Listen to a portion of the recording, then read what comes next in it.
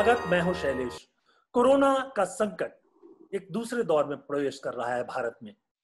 कुछ राज्य जहां पहले ये महामारी जो है वो भयानक स्थिति में पहुंच चुकी थी, जैसे दिल्ली, महाराष्ट्र, खासतौर पे मुंबई, नागपुर वगैरह और गुजरात, वहां पर ऐसा लग रहा है कि कुछ कम हो रहा है। लेकिन उसके बाद बिहार, बंगाल, कर्नाटक और आंध्र प्रदेश जैसे राज्यों से खबर मिल रही है कि इसका प्रसार भयानक रूप से हो रहा है।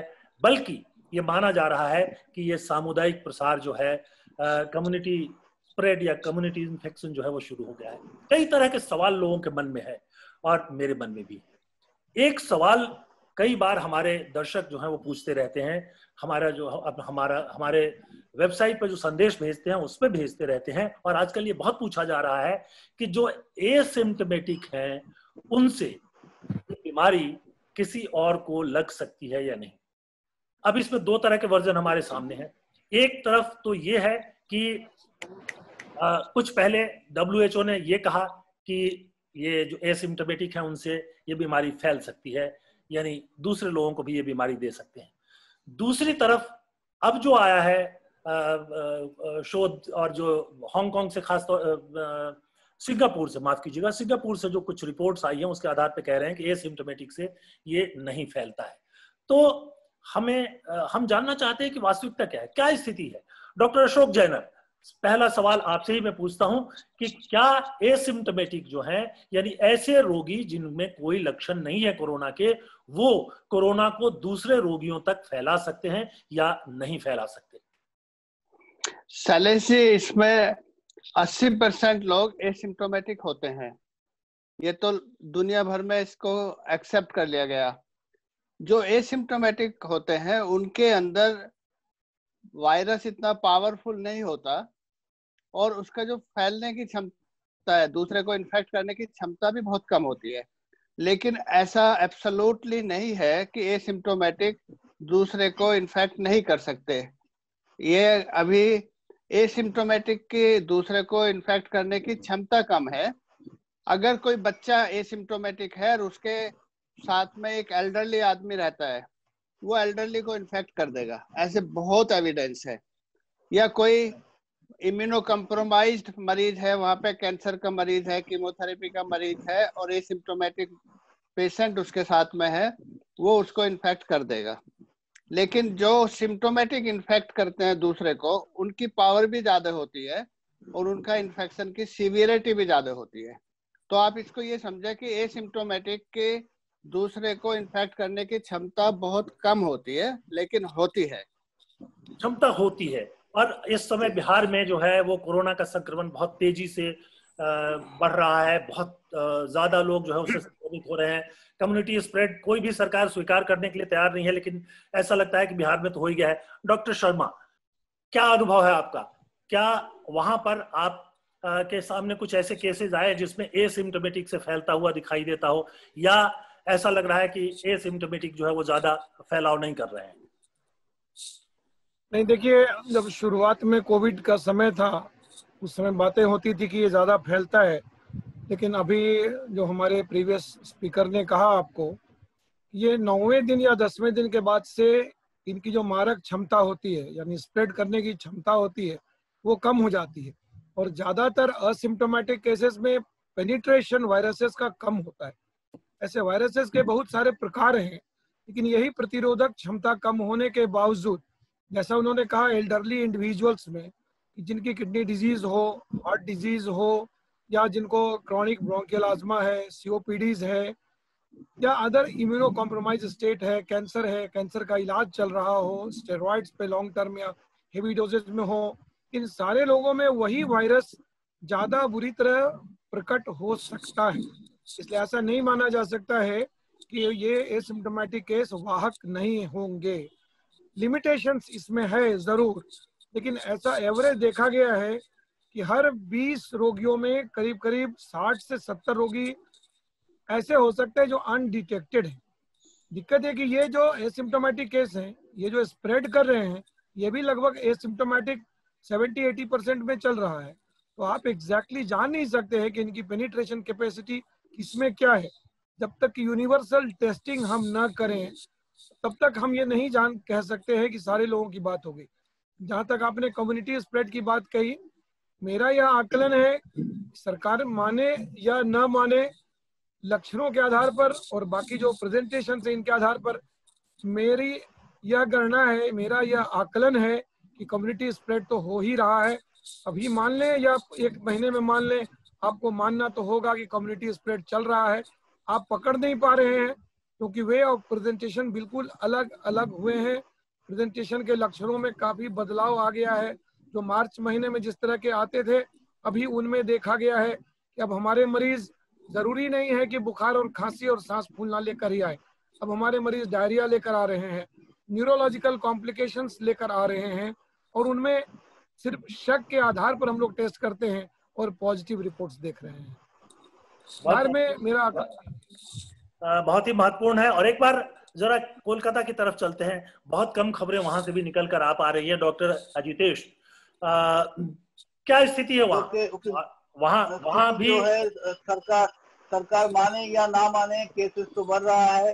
वेस्ट बंगाल में अराउंड 72,000 प्लस डिटेक्टेड केसेस। तो जो आप यहाँ पे डिस्कशन से चल रहा है कि एसिम्प्टोमेटिक केस इन्फेक्ट कर सकता है, द साइंस इज आपको टेस्ट करना है। देखो RT-PCR में एक तो CT वैल्यू होता है, CT value mean cycle threshold. उससे आपको पता चलेगा वायरल लोड क्या है। अगर वायरल लोड कम है तब चांसेस ऑफ इंफेक्शन कम है, अगर वायरल लोड ज्यादा है चांसेस ऑफ इंफेक्शन ज्यादा है। WHO का स्टेटमेंट जो भी होना हो, एसिम्प्टोमेटिक केसेस से इंफेक्शन हो सकता है depending on the viral load. तो मेरा जो समाचार है ये, you should follow all the norms, that means social distance, mask and sanitization. ये these are the three pillars of corona prevention till we get a definite and durable vaccine which is expected to be launched in December or January next year.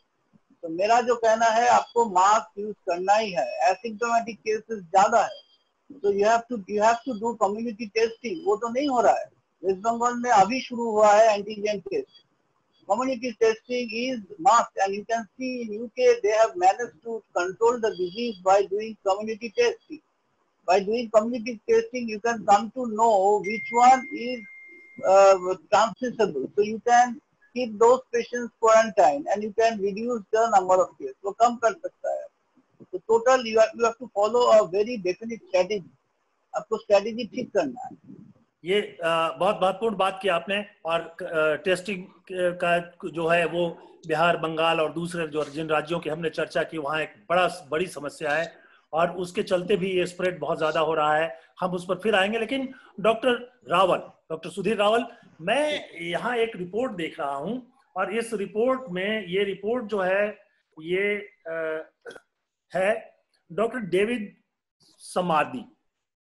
David समाधी जो है ये I think American doctor हैं और ये बड़े डक्के की चोट पे ठोक के कह रहे हैं कि जो पहले WHO ने कहा था कि ये जो एसिम्प्टोमेटिक हैं वो स्प्रेड करते हैं, असल में वो गलत है। और ये सिंगापुर में जो स्टडी हुई है उसके आधार पर ये कहा जा सकता है कि जो एसिम्प्टोमेटिक हैं वो स्प्रेड नहीं करते। मैं इस सवाल पर फिर से घूमकर इसलिए आया हूँ कि आजकल लोगों के जहन में ये सवाल सबसे ऊपर है कि किससे ये संक्रमण होगा और किससे नहीं होगा।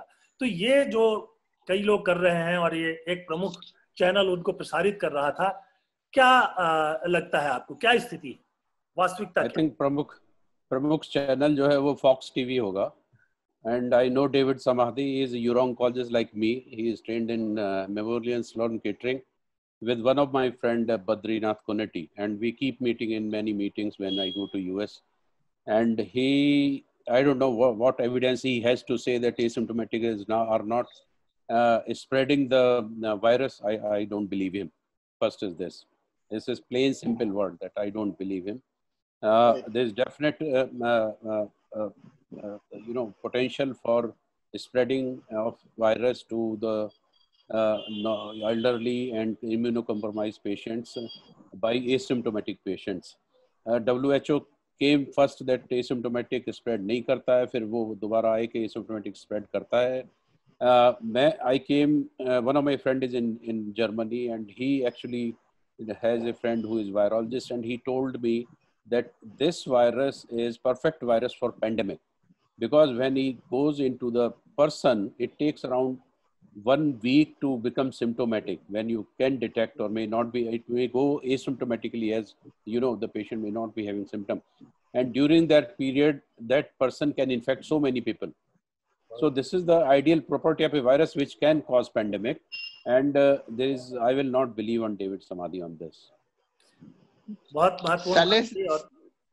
शैलेश जी, मैं इसमें कुछ ऐड करना चाहता हूँ कि कोई भी इंडिविजुअल आदमी अपनी ओपिनियन देके इस स्टेज में पेंडेमिक इन्फेक्शन के समय मिसगाइड नहीं करना चाहिए।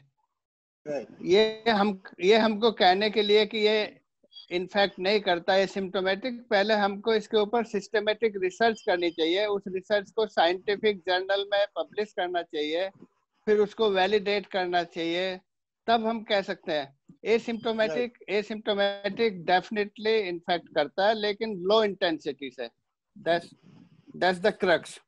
लो इंटेंसिटी यानी खतरा बहुत ज्यादा नहीं हो सकता, लेकिन जो कोमोर्बिड है, as I told, the viral load, you have to measure the viral load by CT value.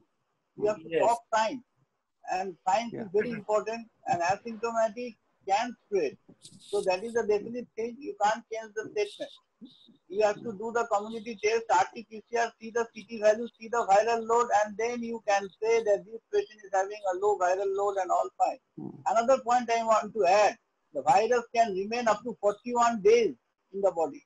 So that is very, very important. It is not essential that after, so there are chances of reinfection.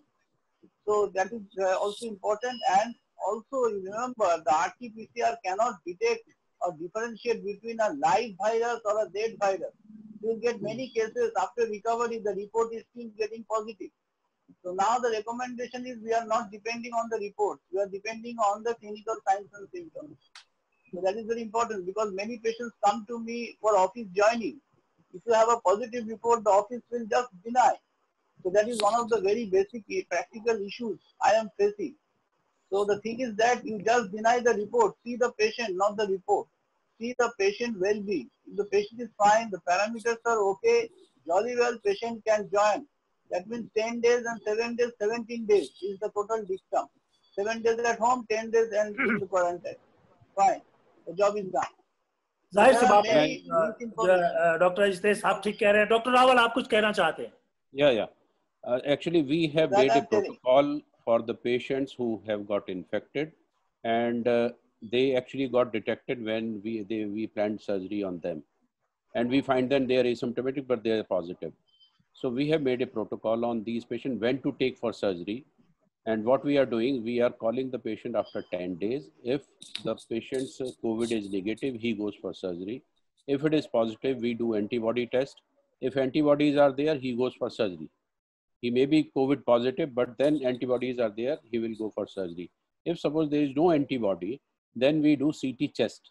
We can see the CT scan chest, any changes in the lungs.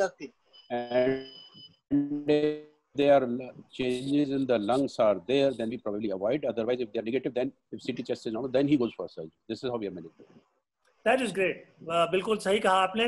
और एक बात मैं सिर्फ अपने दर्शकों के लिए बता देना चाहूँ कि भाई ये देख लीजिए, इतने विशेषज्ञ हैं और सब लोगों का लगभग यही मानना है कि जो एसिम्प्टोमेटिक है, यानी जिनमें कोई लक्षण नहीं दिखता, उनसे भी ये बीमारी फैल सकती है। और इसलिए आपके लिए बहुत जरूरी है, एक, मास्क जरूर लगाएं जब भीड़ भाड़ में जाएं। दूसरा, डिस्टेंस, सोशल डिस्टेंसिंग या सोशल डिस्टेंस जो है वो जरूर मेंटेन करें। और तीसरा, अगर बाहर से लौट करके घर आए तो साबुन से हाथ जरूर धोएं। ये एसिम्प्टोमेटिक जो हैं उनसे उनके इन्फेक्शन से बचाव में ये बहुत कारगर साबित होगा। तो क्योंकि अगर किसी को खांसी है, बुखार है, तो वो अपने आप को दूर कर लेता है, आप उससे दूर हो जाते हैं, पर जब सिम्टम नहीं दिखाई देते हैं तो आप नहीं दूर रहते हैं। चलिए, एसिम्प्टोमेटिक का ये मामला हम यहीं पर छोड़ते हैं और एक दूसरे मुद्दे पर आते हैं। और वो मुद्दा ये है कि बिहार में एक बात फैल गई है कि असल में कोरोना की दवा जो है वो तो मिल गई है, लेकिन बिहार में मौजूद नहीं है। और वो जो दवा का नाम ले रहे हैं वो है रेमडेसिविर। और नतीजा ये है कि पटना से मेरे कुछ मित्रों ने फोन किया, उन्होंने कहा कि भाई ये देखिए जरा दिल्ली में उपलब्ध हो तो कुछ हमारे लिए भिजवा दीजिए। हमारे यहाँ जो है वो बिहार में तो मिल ही नहीं रहा है, ब्लैक हो रहा है। डॉक्टर हेमशंकर शर्मा, आपसे ही शुरू करता हूँ। ये जो है, क्या ये कोरोना के लिए सचमुच कोई इलाज है, या उसके बहुत पहले की चीज है और इसका एक लिमिटेड रोल है? डॉक्टर शर्मा। शैलेश जी, आपने एक बहुत बड़ा गंभीर मुद्दा उठाया है, लेकिन मुझे कभी कभी हंसी आती है कि लोग आखिर एक्सेप्ट करने को क्यों नहीं तैयार है कि फैक्ट्स क्या है। फैक्ट्स कुछ और है, फिगर कुछ और है। एक बात मैं इसके पहले के रेमडेसिविर पर आऊं, मैं कहूंगा जो आपने एक बात कही कि जब घर से बाहर निकले मास्क लगाएं। अभी परिस्थितियां ऐसी है कि एसिम्प्टोमेटिक की बात हम लोग कर रहे हैं, अब घर में भी रहे तो मास्क लगाएं। स्थिति ऐसी बन रही है कि अब आप घर में भी रहे तो मास्क लगाएं, क्योंकि अब ड्रॉपलेट इन्फेक्शन मेजर नहीं, अब माइनर हो गया। अब माइक्रो ड्रॉपलेट्स इन्फेक्ट कर रहे हैं। अब जो वो 3 फुट वाली बात थी, अब वो 6 से 9 फुट हो गई है, क्योंकि माइक्रो ड्रॉपलेट से भी अब डिस्ट्रीब्यूशन की संभावनाएं दिख रही हैं, मिल रही हैं, और हम लोग जानकारी ले रहे हैं। चलिए इन बातों को मैं हटाता हूँ, आपके रेमडेसिविर की बात करता हूँ। एक परिस्थितियां ये हैं कि अगर आपको कोई एक नई दवा दिखती है जिसके बारे में जानकारी थोड़ी बहुत निकलती है, हम लोग तुरंत ही पश्चिमी देशों की तरफ देखने लगते हैं कि रेमडेसिविर मिल गई, बस हो गया, काम बन गया। इस तरह से हेवॉक हुआ। पहले एक हेवॉक आया, हाइड्रोक्सीक्लोरोक्विन मिल गई, बस काम हो गया, और देखा कि 2 देशों के बीच थोड़ा बहुत तनाव जैसा होने लगा। बाद में चलकर ये बात बहुत ही क्लियर हो गई कि हाइड्रोक्सीक्लोरोक्विन का रोल कितना लिमिटेड है, और माइल्ड केसेस में इसका कोई रोल नहीं है। या तो कीमोप्रोफाइलेक्सिस में कुछ हद तक इसका रोल है, या अब तो आईसीएमआर की गाइडलाइन कहती है कि अब सीरियस केस में दे दीजिए इनको। क्या रोल है ये अभी भी बहुत तय नहीं है, बहुत ही क्लियर कट कहीं कोई गाइडलाइंस इसके नहीं है, एक्सेप्ट फॉर कीमोप्रोफाइलेक्सिस। ये बात हो गई। जहां तक फ्लूविविर रेमडेसिविर की बात है, और उसके आगे एक और दवा आती है टोस्लिजुमैब। इन सारी दवाओं से ऐसा नहीं है कि आपने दिया और चमत्कार हो गया और मरीज उठ के दौड़ने लगे, ऐसी कोई बात नहीं है। ये दवाइयां एंटीवायरल्स जो हैं, ये बीमारियों को जो 3rd या 4th स्टेज की हैं उनको हल्की कर सकती है, उनको आपके वेंटिलेटर की तरफ जाने से कुछ रोक सकती हैं, बशर्ते इन दवाओं को आप समय रहते इनका उपयोग कर ले। अगर आपने लेट किया, पेशेंट वेंटिलेटर पे जा चुका है, तो आप समझ लीजिए कि mortality best places of the world पे 95% प्लस है। यानी वेंटिलेटर्स पे एक बार जाने के बाद, जिसको आप इन्वेसिव वेंटिलेशन बोलते हैं, बाईपेप की बात मैं नहीं कर रहा हूँ। BiPAP is a non invasive ventilation, जो मूल मंत्र है इसके इलाज का। इन्वेसिव वेंटिलेशन पे जल्दी नहीं देना चाहिए unless it is really warranted, और बहुत ही लिमिटेड रोल है इसका।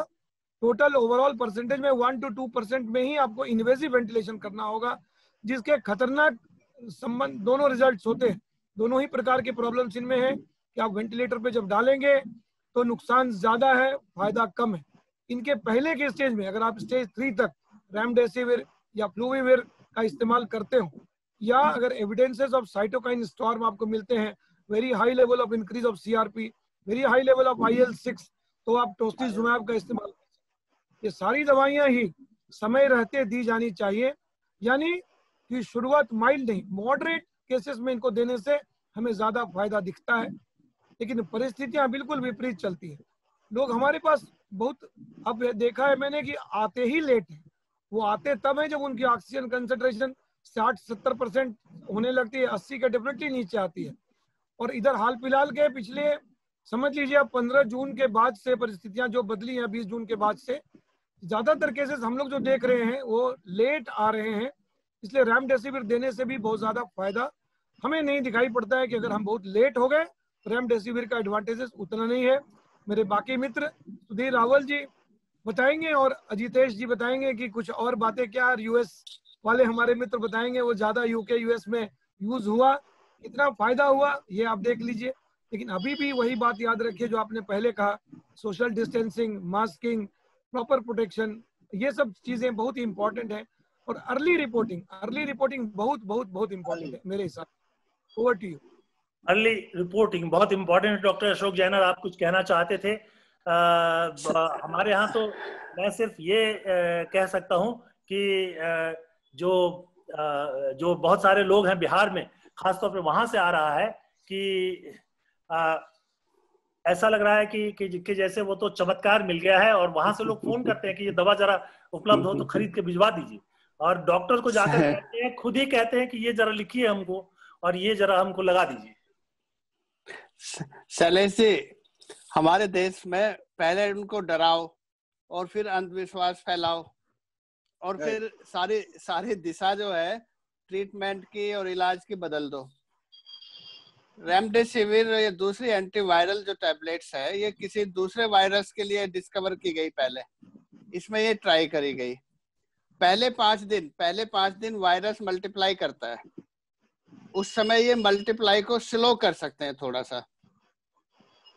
5 दिन के बाद में इसका कोई रोल नहीं है, एक तो क्रिटिकल समय पे, वो भी सीवियर केस में जो डॉक्टर शर्मा कह रहे, और वो भी केवल इतना है कि जो मल्टीप्लिकेशन का स्लो डाउन होने से आपके हॉस्पिटल के 2 या 3 दिन कम हो सकते हैं एडमिशन के, इससे ज्यादा इसका कोई रोल नहीं है। विदेशों में, वेस्टर्न वर्ल्ड में 80% लोग तो घर पे ठीक हो रहे, उनको भर्ती नहीं कर रहे अस्पतालों में। रेमडेसिविर का कोई रोल ही नहीं है। अगर इस समय कोई चीज ऐसी डिस्कवर हुई है पिछले 3 महीने में, जून के महीने में, वो स्टेरॉइड है जो सिस्टमेटिक रिसर्च से डिस्कवर हुई है कि उसका मोर्टेलिटी पे बहुत पावरफुल इम्पैक्ट है। नंबर नीडेड टू ट्रीट 8 है, जो कि बहुत अच्छा है। अगर आप स्टेरॉइड का यूज करेंगे, जो कि सबसे सस्ती है, हर जगह अवेलेबल है, तो आप अपने देश में मोर्टेलिटी कम ले आएंगे। ठीक है। बाकी ये जो रेमडेसिविर का एक हाहुल्ला मचा दिया दवाई की कंपनी ने, मेरे पास फोन आ रहा है नाइजीरिया से कि आप इंग्लैंड से मेरे को वहां से रेमडेसिविर भिजवा दो। तो ये होता है कि डराओ और अंधविश्वास फैलाओ और फिर डायरेक्शन आपकी बदल गई। हमारे देश में सबसे इम्पोर्टेंट इस समय है कि डेली टेलीविजन पे सब डॉक्टर्स को भी, मरीजों को भी बताएं कि 7वें, 8वें, 9वें दिन आपको स्टेरॉइड की जरूरत पड़े और स्टेरॉइड से ये फायदा है, स्टेरॉइड इस स्टेज में देना है। मेरे कांटेक्ट में एक फैमिली आई गाजियाबाद की साइड के, 15 लोग फैमिली के बीमार हुए एक, और केवल मैंने उनको स्टेरॉइड बताया, डॉक्टर से दिलवाया, 15 के 15 लोग घर पे है, नॉर्मल है। जो सबसे इम्पोर्टेंट है, हमें वो जानकारी टेलीविजन के माध्यम से देनी चाहिए डेली। और ये जो गलत डायरेक्शन है रेमडेसिविर, इसमें 80% लोग बेचारे इतनी महंगी दवाई खरीद रहे, गलत समय पे दी जा रही है, कोई उसका फायदा नहीं है। बहुत महत्वपूर्ण बात की आपने। असल में एक तरह से अंधविश्वास हो गया, और मैं बिहार को थोड़ा करीब से जानता हूँ, तो मुझे मालूम है कि लोग खुद ही डॉक्टर के पीछे बढ़ जाते हैं, वहां जाकर डॉक्टर को बताने लगते हैं कि मुझे एक इंजेक्शन लिख दीजिए, चाहे उनको जरूरत हो या नहीं हो। और अंत में कई बार मजबूर डॉक्टर, चाहे वो कोई वैसे ही विटामिन जो है इंजेक्ट कर दें, वो कर देते हैं कि भाई तुम जाओ, मेरी जान छोड़ दो। तो इस तरह के भ्रम से लोग अगर निकले तो बहुत अच्छी बात है। डॉक्टर हेमशंकर, मैं जानता हूं कि आप इस पर बोलना चाहेंगे, मैं आपके पास आऊंगा, लेकिन काफी देर से डॉक्टर अजितेश घोषाल जो है कोलकाता, वो इशारा कर रहे हैं। मैं आपसे सिर्फ ये जानना चाहता हूं कि बंगाल में खबरें तो कम आ रही हैं क्योंकि टेस्टिंग बहुत कम हो रही है, तो क्या स्थिति है? अभी प्रधानमंत्री कह चुके हैं, देश के प्रधानमंत्री कह चुके हैं, स्वास्थ्य मंत्री कह चुके हैं कि दिल्ली मॉडल को अपनाओ। दिल्ली मॉडल में 3 चीजें थी। एक, सबसे पहले ये था टेस्टिंग, मतलब ज्यादा से ज्यादा टेस्ट करो। दूसरा ट्रैकिंग, टेस्ट के बाद वो कहां से उनके आसपास के संपर्क के लोगों को ट्रैक करो एंड देन ट्रीट करो, ठीक है। और दिल्ली ने ही भारत में शुरुआत की कि आप घर पर भी इसका ट्रीटमेंट कर सकते हैं, और बहुत सक्सेसफुल रहा। बहुत सारे लोग जो हैं, जितने हॉस्पिटल में ठीक हुए, उस लगभग उतने ही जो है घरों में रहकर ठीक हो गए। कोलकाता में क्या स्थिति है? Actually, in West Bengal, the scenario is getting gradually worse. I have told you initially, the cases are around 72,000 plus in cases. The issue is, what I would like to impress is, testing has just started, and it is not, you need a proper infrastructure, you need a proper protocol. So that is very important. So if you can't check, if you can't mark those patients who are positive, if you can't isolate them, so it's no point just doing only lockdown.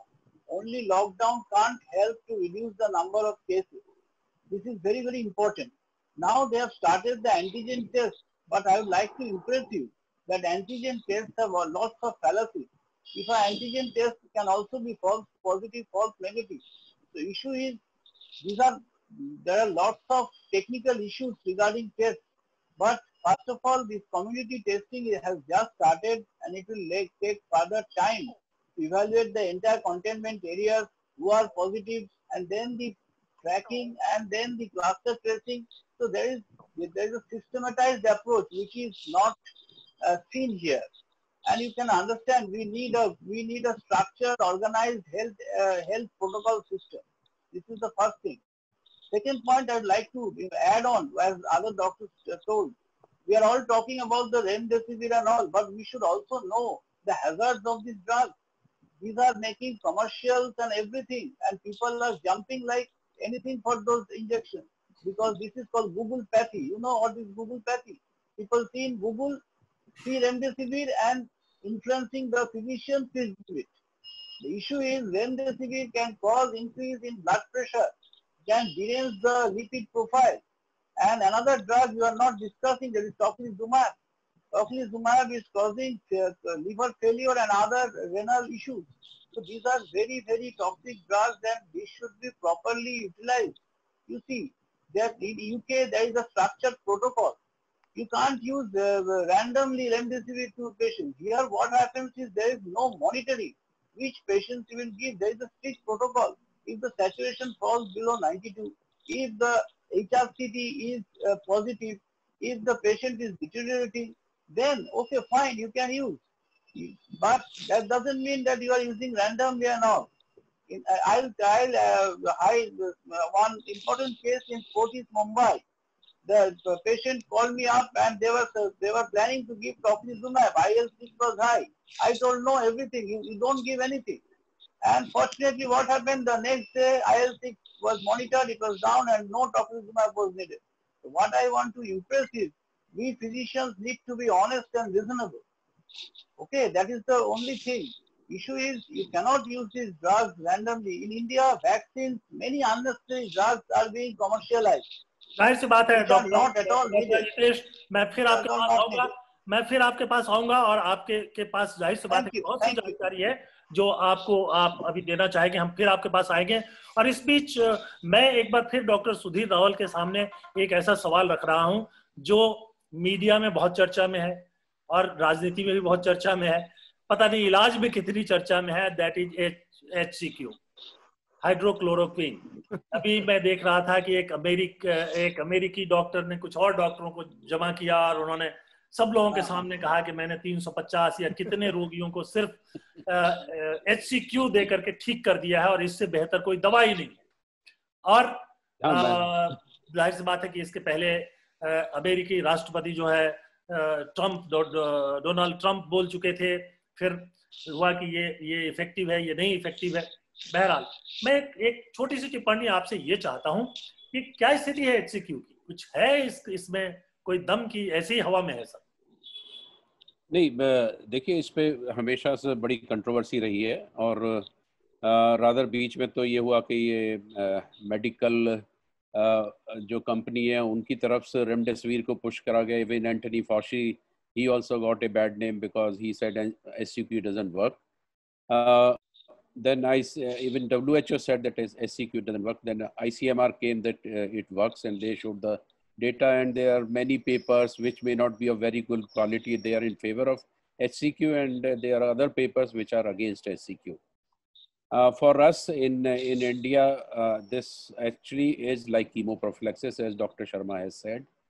Even I am taking HCQ every week till this pandemic is going to last. I am going to do that. I am not going to stop it because we work in a very different environment where asymptomatic patients get treated, and I might have operated 2-3 cases. They were detected later on, they became positive. So they are very weak evidences for HCQ for the treatment. They're really weak, but then at one stage when the patient comes to our hospital, we are treating COVID patients, and our infectious disease specialist, he starts HCQ after seeing the ECG. He starts with the treatment HCQ and azithromycin, and he adds ivermectin and doxy also, and later on he goes on a steroid if the patient has got fever. And very few patients have required remdesivir, maybe 1 or 2. We have not required remdesivir at all. Rather, tocilizumab, no. And we have treated more than 250 cases in our hospital without any mortality. Our patient and the patient who came from outside, they were non-cancerous patient. And the SCQ, as far as SCQ is concerned, I keep this as chemoprophylaxis only to the healthcare worker, not to the normal public, because then again it can do some harm.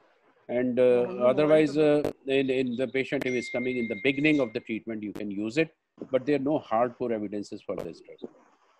Thank you doctor Rawal. हम एक दो मुद्दे और, हमारा time खत्म हो रहा है, लेकिन हम एक दो मुद्दे जो है वो साथ साथ में और लेना चाहेंगे। डॉक्टर शर्मा, मैं आपके सामने ये सवाल रखता हूं कि ये दिल्ली में जो ट्रीटमेंट में बड़ा चेंज तब आया जब उन्होंने प्राइवेट हॉस्पिटल्स को अलाउ किया। दो बातें हुई एक साथ, हालांकि अब उसके बड़े बड़े क्लेम, कोई केंद्र सरकार कहती है कि दिल्ली तो ये केंद्र शासित प्रदेश है इसलिए हमारा है श्रेय, मुख्यमंत्री कहते हैं कि नहीं ये हमने किया। लेकिन ये बात एक साथ हुई कि एक तो प्राइवेट हॉस्पिटल्स को सबसे पहले दिल्ली में अलाउ किए गए जिन्होंने बहुत सारा लोड संभाला, और दूसरी जो चीज हुई बहुत उसके तुरंत बाद होम ट्रीटमेंट को भी अलाउ कर दिया। बल्कि यहाँ तो ये भी हुआ कि उन्होंने जो ऑक्सीमीटर्स हैं उनको घर भिजवा दिया, दवाएं घर भिजवा दी, डॉक्टर ऑन कॉल अवेलेबल करा दिया और ये कहा कि आप घर में रहिए, इलाज कीजिए और ठीक हो गए।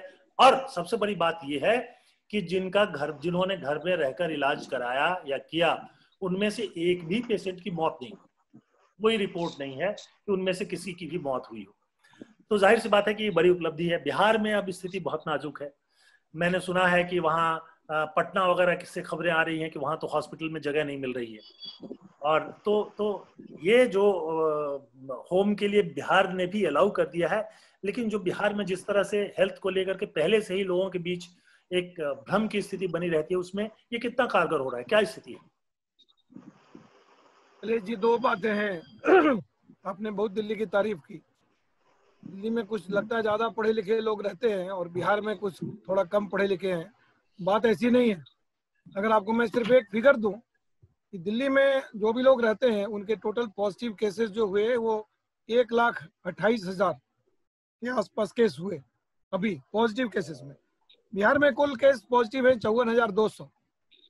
बिहार की आबादी और दिल्ली की आबादी में कितना अंतर वो आप खुद जानते हैं, मैं नहीं बताने जा रहा हूँ आपको, ठीक है। जो आपके केसेस हैं, तमिलनाडु बहुत पढ़ा लिखा प्रदेश है, लगभग 2 लाख केसेस हैं। बिहार इनकी तुलना में कितना पीछे आप समझ सकते हैं। बातें कहने को कुछ और होती हैं, फिगर्स कुछ और होते हैं। ये फिगर छिपाए नहीं जा सकते हैं। बिहार में अभी तक कुल डेथ एज ऑन टुडे 309 है। सिर्फ 309 डेथ है सर बिहार में, जबकि हमारे पूरे भारतवर्ष में 37,000 डेथ हो चुके हैं, 37,364। ये कोविड अपडेट के हिसाब से मैं बता रहा हूँ आपको। लेकिन मैं एक सवाल पूछूंगा कि टेस्टिंग हो नहीं रही है या बहुत कम हो रही है, तो नंबर सामने आएगा कहाँ से? एक दूसरी बात, सही बात है, में जब टेस्टिंग हुई नहीं, पेशेंट को आपने कोरोना पेशेंट घोषित नहीं किया, उसके बाद उसकी डेथ हो गई, तो उसको नॉन कोरोना में आप उसका अंतिम संस्कार कर दीजिए। तो जाहिर हम नॉन कोरोना में नहीं डाल रहे हैं। मैं नहीं मानता वो नॉन कोरोना में डाल रहे, क्योंकि मरने के बाद जितने मर रहे हैं वो सारे की टेस्टिंग हो रही है। ये तो तय है कि आपकी जिंदा में टेस्ट हो ना हो, मरने के बाद तो जरूर तय होगी। अगर परिवार वालों ने कह दिया जांच कराओ तो वो जरूर होगी जांच उसकी, क्योंकि शायद 4 लाख का भी सवाल है जो सरकार दे रही है उसमें। तो बात वो नहीं है। बात ये है कि यूनिवर्सल टेस्टिंग सबसे इंपॉर्टेंट एस्पेक्ट है। और जब आप यूनिवर्सल टेस्टिंग करेंगे तो आप एसिम्प्टोमेटिक केसेस को भी पकड़ेंगे, और पकड़ेंगे तो आप उनको होम क्वारंटाइन में डालेंगे और तैयारी ठीक हो जाएगी आपकी। और जैसा सारी बात सारे लोग जानते हैं, 85% लोगों को कोई प्रॉब्लम नहीं है। आप उन्हें आइडेंटिफाई कर लो कि इन्हें पॉजिटिव है, उनको आप अपने कमरे में बंद कर दो और उनकी मॉनिटरिंग कर दो। मॉनिटरिंग में आपने बहुत अच्छी बातें कही कि वहां पर सरकार ने, दिल्ली सरकार ने सबके यहाँ एक पल्स ऑक्सीमीटर भेज दिया, जो कोरोना का स्टेथोस्कोप कहते हैं। हर 2 घंटे 4 घंटे में आप उसको नापते रहो, आप अपना देखो ऑक्सीजन सैचुरेशन घटा कि नहीं। 94% इसका कट ऑफ है। आप कैसे जानोगे कि 94% से नीचे जा रहा है नहीं जा रहा है? तो उसके लिए पल्स ऑक्सीमेट्री की जरूरत है। और जब आप पल्स ऑक्सीमेट्री का इस्तेमाल करते हैं और साधारण पैरासीटामोल लेते हैं, तो मैं जानता हूं कि 90% लोगों में किसी और दवा की आवश्यकता ही नहीं है। सिर्फ पब्लिक को थोड़ा सेंसिटिव होना चाहिए, अपने ऊपर डिसिप्लिन होना चाहिए, अपने आप को बंद करना चाहिए, अपने आप को दूसरों से अलग कर लेना चाहिए, और इसमें ज्यादातर हमारे मरीज बिल्कुल ठीक हो जाते हैं। तो दिल्ली सरकार ने ये किया। बिहार में या अन्य राज्यों में जहां ये लोग नहीं कर पा रहे हैं, उन्हें दिक्कतें आ रही हैं, और सबको आज न कल ये करना ही होगा। टेस्टों की संख्या बढ़ाई गई। पहले प्रतिदिन बिहार में 1,000-1,200 टेस्ट हुआ करते थे। अभी बिहार में 10,000 से ऊपर टेस्ट होने लगे हैं। ये हम लोगों का मानना है कि ये भी बहुत कम संख्या है। हमारे 50,000 से ऊपर टेस्ट प्रतिदिन जब तक नहीं होंगे, हम लोग 1 लाख की संख्या में टेस्ट में नहीं पहुंचेंगे, हम एक बड़ी आबादी को कवर नहीं कर सकते। आपने देखा कि एक अभी WHO का एक रिपोर्ट है जिसमें इम्यूनिटी की बात हुई है। बिहार के और पूरे देश के अलग अलग राज्यों के विभिन्न शहरों में लिया गया कि आपकी इम्यून स्टेटस क्या है। ये so called non Covid positive cases थे, नॉन कोविड केसेस थे। बिहार में मिला कि 17%, भागलपुर जैसी जगह में मिला कि 17%। तो जो टेस्टिंग हुई वो 17% है। ये 2 महीने पहले की बात है जब सैंपल्स लिए गए। आज के समय में ये 25 से 30% हो सकता है, ये प्रिजम्पशन है। ये जब तक हमारी इम्यूनिटी लेवल यानी एंटीबॉडी जो डिटेक्ट हुई, ये जब तक हमारी 50% नहीं क्रॉस करेगी, हम लोग हार्ड इम्यूनिटी की तरफ नहीं जा पाएंगे। अगर आप खुले में छोड़ दें तो हार्ड इम्यूनिटी के चक्कर में बहुत सारे लोग मारे जाएंगे। आप उनको आइडेंटिफाई करिए। यूनिवर्सल टेस्टिंग सबसे इंपॉर्टेंट है। यूनिवर्सल टेस्टिंग, सेपरेशन और फिर छोटी मोटी दवाइयाँ। ये बहुत बढ़िया अजितेश जी ने कहा या सुधीर जी ने भी कहा, सारे लोग ये कहते हैं हम लोग कि रेमडेसिविर का बेवजह बेजा इस्तेमाल किया जा रहा है और भ्रांतियां, अंधविश्वास के तौर पर आपने शब्द का सही इस्तेमाल किया था, अंधविश्वास, ये बिल्कुल ही गलत है। शुरुआती 7 दिनों के बाद इसकी जरूरत ही नहीं होती है। इससे इसकी आप यूज करेंगे तो फायदा ही नहीं है आपको। और जब आप जान रहे हैं कि 9वें 10वें दिन के बाद इनकी इन्फेक्टिविटी कम हो जाती है, आपके पास सिर्फ 2 दिन बचते हैं, फिर आप 6 दिन के कोर्स की दवा दे रहे हैं या 5 दिन के कोर्स की दवा दे रहे हैं, कोई जस्टिफिकेशन नहीं बनता है। बहुत ही कम केस में, उंगलियों पर आप गिन सकते हैं। हमारे यहाँ करीब 585 केस कल तक हमने कोविड पॉजिटिव के ट्रीट किए हैं। शुरुआती 350 केस में मात्र 1 डेथ थी, मात्र 1 डेथ, वो भी बाहर से आए थे। लेकिन अभी इधर जो है डेथ बढ़ गई है। अब आप कहेंगे भागलपुर मेरा शहर है, यहाँ 12 जिलों के मरीज आते हैं और 38 डेथ अभी हुई है। 585 में 38 डेथ है। लेकिन श्रीमान, ये 10 से 12 जिलों के रोगी यहाँ आ रहे हैं। भागलपुर की डेथ लें तो इसमें हमारे 585 में 570 के सिर्फ भागलपुर के थे, उनमें 20 डेथ हुई है। वो भी ये डेथ नहीं होनी चाहिए। अभी परसेंटेज फॉल करके, पहले जो शुरुआती दौर पे 10% की थी, अभी हम लोग ऑलमोस्ट 0.3-0.5% पर आ गए हैं। और ये सब इसलिए संभव होता है कि टेस्टिंग करें, पकड़ें। अपने का ट्रैक करना डिफिकल्ट है। आप टेस्टिंग को बढ़ा दीजिए, आइडेंटिफाई करिए और स्मॉलर ड्रग से आप फायदा ले सकते हैं। सस्ती और सबसे अच्छी बेहतरीन दवा डेक्सामेथासोन है, जिसका इस्तेमाल हम लोग पूरी तौर पे नहीं कर पा रहे हैं, जो करना चाहिए। और ये बहुत ही कारगर दवा है, बहुत ही सस्ती है, कश्मीर से कन्याकुमारी तक मिलती है, कोई खर्च नहीं है, 2-4 रुपए की बात है, सरकार के ये फ्री में मिलती है। तो मैं कहूंगा कि थोड़ा हम लोग पैटर्न चेंज कर लें और लोगों में टेस्टिंग की प्रक्रिया को बढ़ाएं। रैपिड एंटीजन आ गया है, अब क्या है, हम लोग हजारों की संख्या में कर सकते हैं।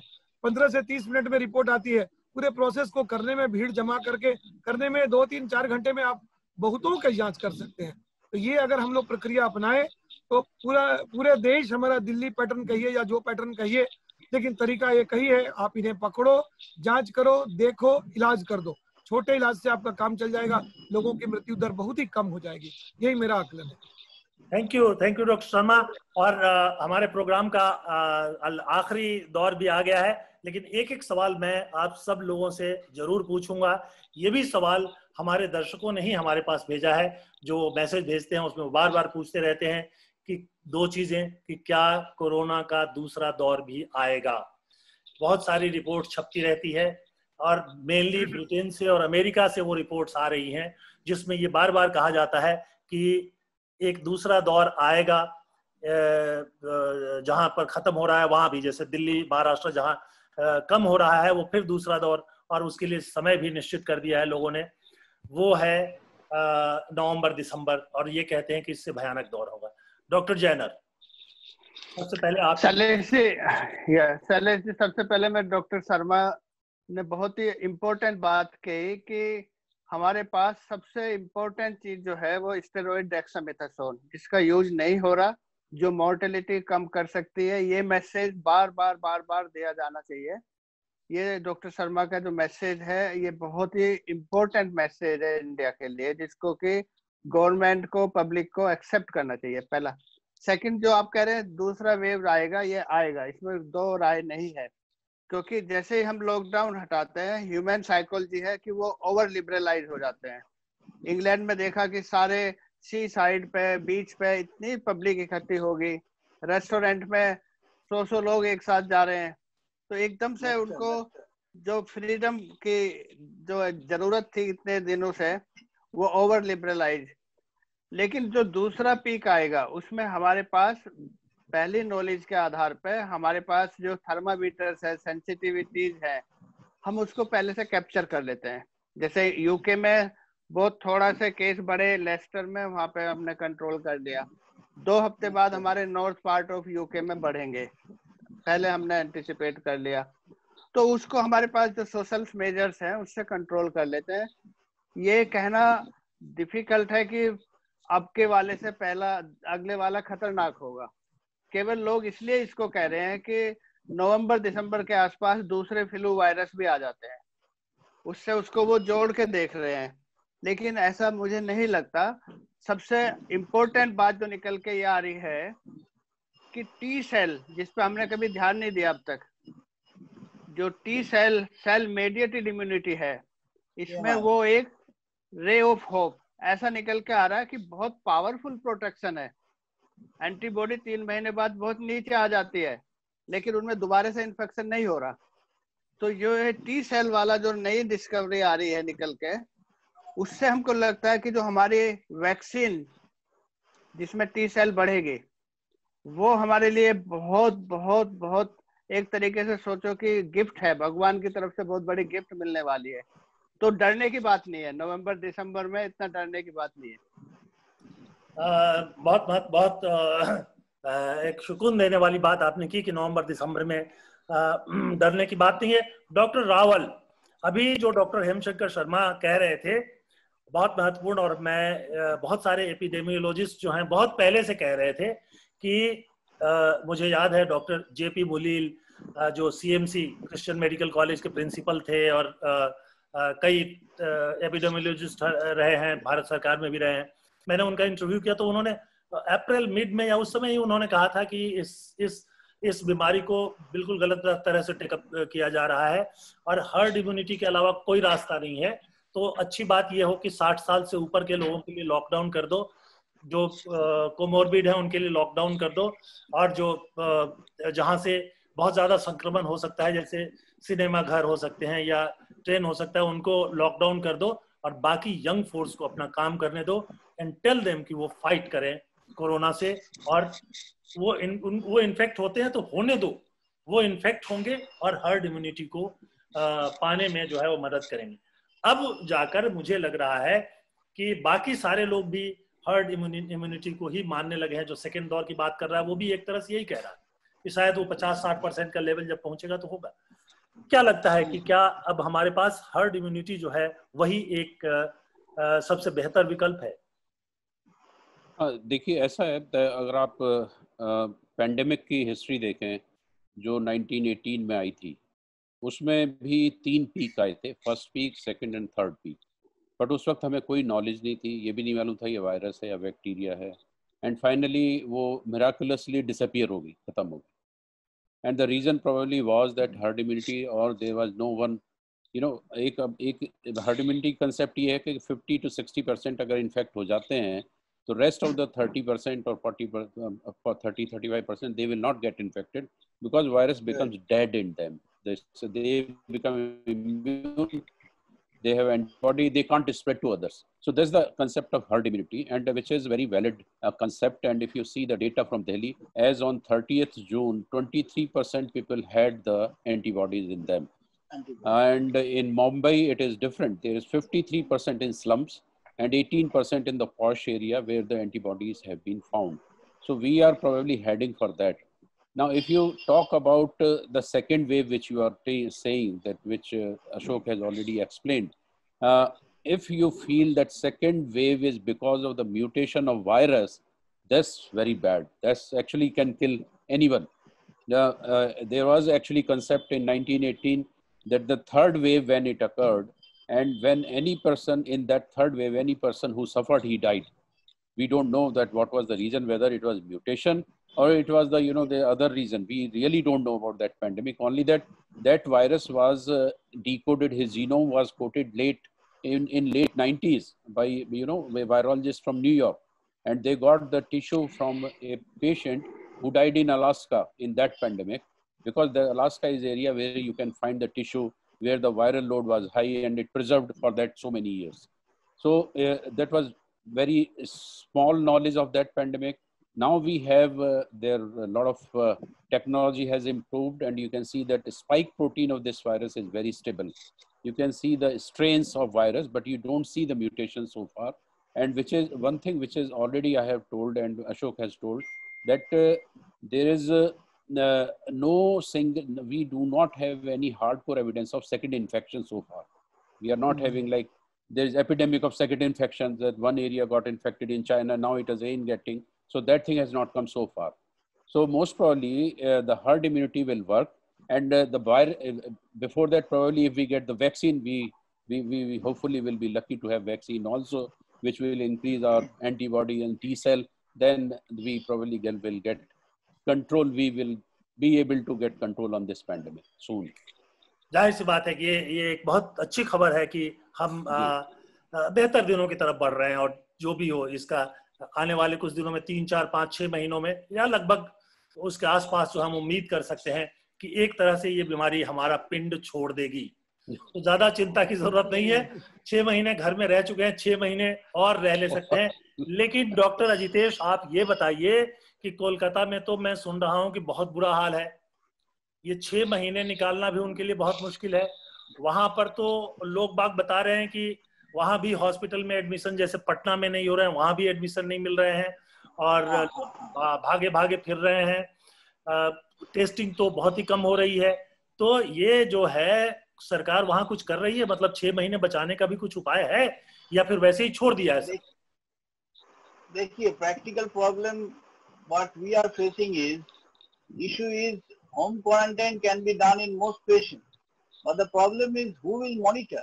You need good monitoring services, number one. Number two, when the patient will deteriorate, just I know I have my friends in UK, the patients get shifted to the hospital and get back the necessary support. यहाँ पे क्या हो रहा है, patient is not getting bed, even in the corporate hospitals and in high-end hospitals. So that is a major problem for physicians like us to take full responsibility of the patient, because patient can deteriorate at 2 a.m.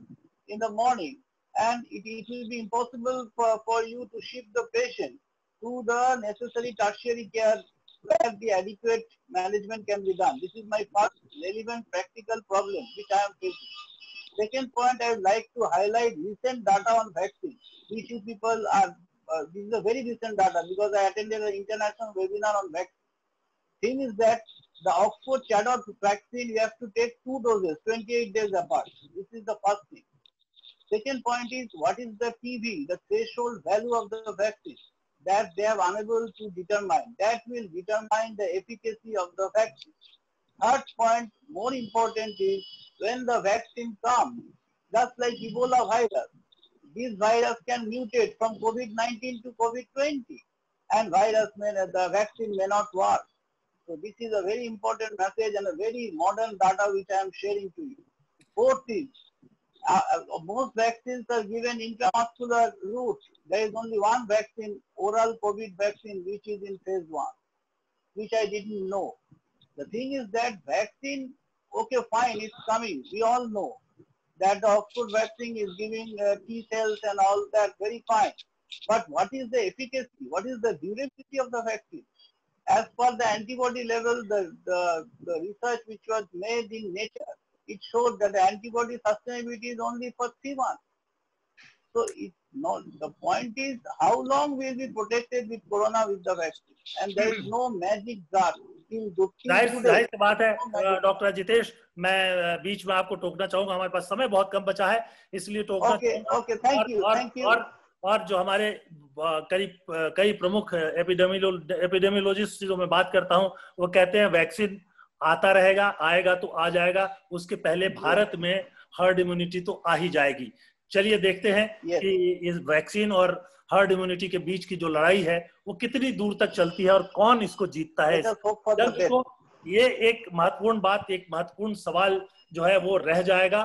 और एक छोटा सा सवाल doctor Hemshankar आपसे, कि आप तो एक तरफ तो आप बता रहे हो कि भागलपुर में स्थितियां ठीक है, लेकिन जब हम पटना से खबरें सुनते हैं तो बड़ी गजब गजब खबरें सुनते हैं। हमारे एक वहाँ के एक डॉक्टर मित्र हैं, उनसे बातचीत हो रही तो उन्होंने कहा कि प्राइवेट अस्पतालों ने तो कह दिया है कि भाई 40 लाख रुपए का पैकेज है, तब तो हम एडमिट करेंगे, नहीं तो एडमिट ही नहीं करेंगे। और वो बाहर से कह देते हैं कि हमारे बेड खाली नहीं है, और जो 40 लाख जमा कर देता है उसके लिए बेड मिल जाता है। तो एक मैं आरोप नहीं लगा रहा हूँ, क्योंकि मैंने इन तथ्यों की जांच नहीं की है। मैंने जो सुनी है बात सिर्फ उसको दोहरा रहा हूँ। लेकिन एक बात तो तय है कि पटना में लोगों को हॉस्पिटल में जगह मिलने में और उसमें बड़ी दिक्कत हो रही है। तो जाहिर सी बात है कि जब उनको जगह ही नहीं मिलेगी तो ट्रीटमेंट कैसे होगा, ये एक गंभीर सवाल है कि बिहार में। और कल को अगर मान लीजिए भागलपुर एरिया, वो भी बहुत सेंसिटिव बताया जा रहा है, बल्कि एक समय में तो वहां पर अखबारों में खबर आई कि डीएम को, एडीएम को, यानी डीएम का चार्ज जिस व्यक्ति ने लिया उस सबको कोरोना हो गया ऐसा बताया गया, और वो छुट्टी पर चले गए। क्वारंटाइन हुए कि नहीं हुए, जिले से बाहर ही चले गए। खैर, कमिश्नर को भी हो गया, सबको हो गया, तो बहुत सेंसिटिव था। आप लोगों ने संभाल लिया है तो बहुत अच्छी बात है। नाउ क्या स्थिति बन रहेगी बिहार में, ये कंट्रोल में आएगा या बढ़ता जाएगा? शैलेश जी, आपने 2-4 मुद्दे बहुत अच्छे उठाए हैं। एक तो आपने कॉर्पोरेट हॉस्पिटल की बात की, तो ये पूरे भारतवर्ष में ही एक कॉर्पोरेट हॉस्पिटल ने कोरोना पैकेजेस बना दिया। कलकत्ता के मैंने एडवर्टीजमेंट देखा है, अस्पतालों का नाम नहीं लूंगा, लेकिन 14 लाख से लेकर 17-18 लाख करके वो पैकेज ले रहे हैं। प्लस वो कहते हैं कि इसके अलावा फलाना फलाना खर्चा है, उसका मैं अलग चार्ज लूंगा।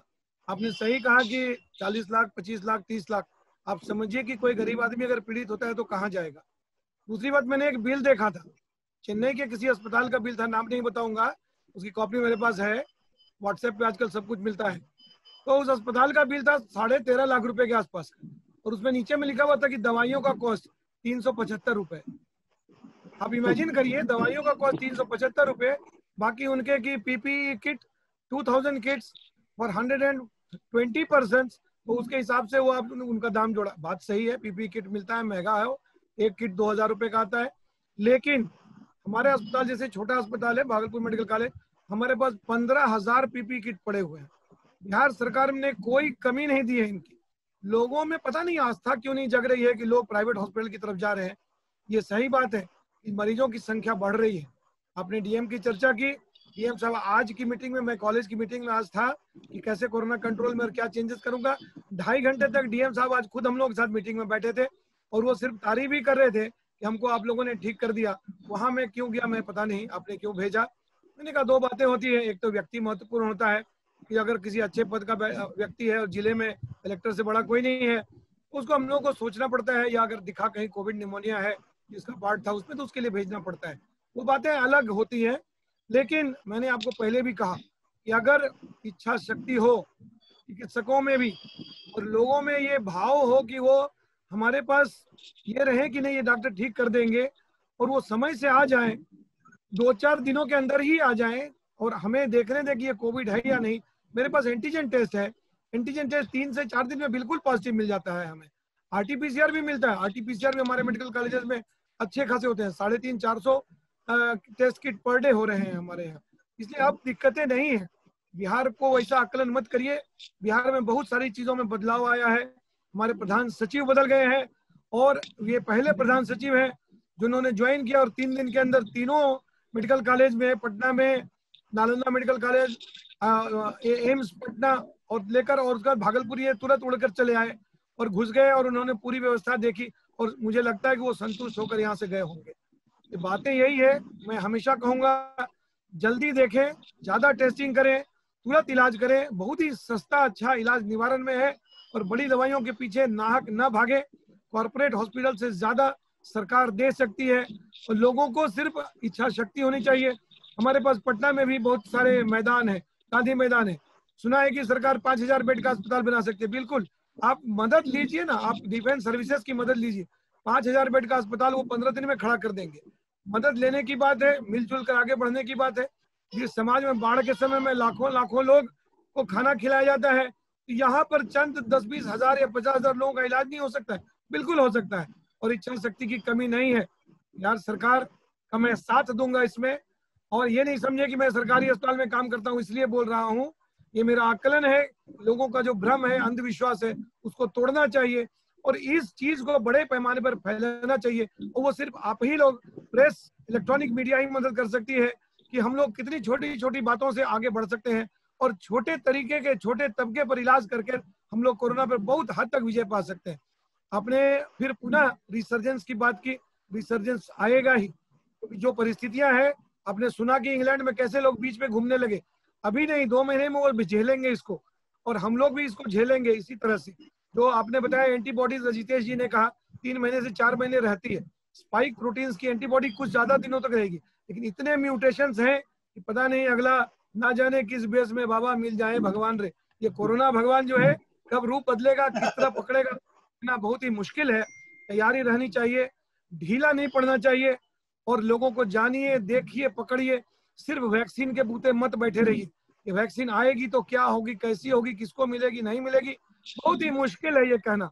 लोग कहते हैं हेल्थ केयर वर्कर को मिलेंगी, या जब आएंगी तो पता नहीं किसी और को मिल जाएंगी, किसको मिलेंगी मैं नहीं जानता हूँ, और क्या फायदा होगा वो भी मैं नहीं जानता हूँ। इतना आसान नहीं है। आज तक किसी भी वैक्सीन का कैरियर ग्राफ उलट के देख लीजिए, 10 साल से पहले आज तक कोई वैक्सीन नहीं बनी है। कितनी भी डेवलपमेंट कर ले वो वैक्सीन आएगी, वो कितनी हम लोगों के मदद की होगी मैं नहीं जानता हूँ। ये कोई राफेल नहीं है कि आया बस मेरे को ये मिल गया, ठीक है ना।